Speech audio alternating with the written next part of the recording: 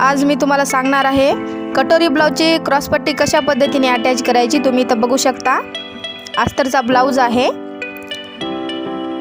त्याच्यानंतर तुम्ही इथं लक्षपूर्वक पहा, ब्लाउजचा जो कपडा आहे तो वरच्या साईडने घ्यायचा आहे, क्रॉसपट्टीचा जो कपडा आहे तो खालच्या साईडने पकडलेला आहे व्यवस्थित।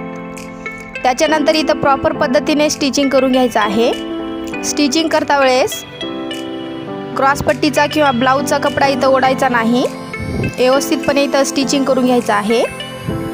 कोणताच कपडा इथं ओढायचा नाही, ब्लाउजचा किंवा क्रॉसपट्टीचा कपडा बिलकुल ओढायचा नाही। प्रॉपर पद्धतीने इथं स्टिचिंग करून घ्यायचं आहे।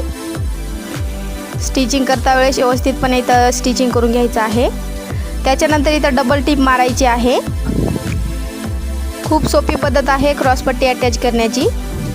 अशा पद्धतीनेच क्रॉसपट्टी अटॅच करायची आहे। ज्या नवीन मैत्रिणी आहेत त्यांच्यासाठी हा व्हिडिओ खूप महत्त्वाचा आहे। तुम्ही इथं बघू शकता फिनिशिंग खूप सुंदर आलेली आहे। अशा पद्धतीने ट्राय करा।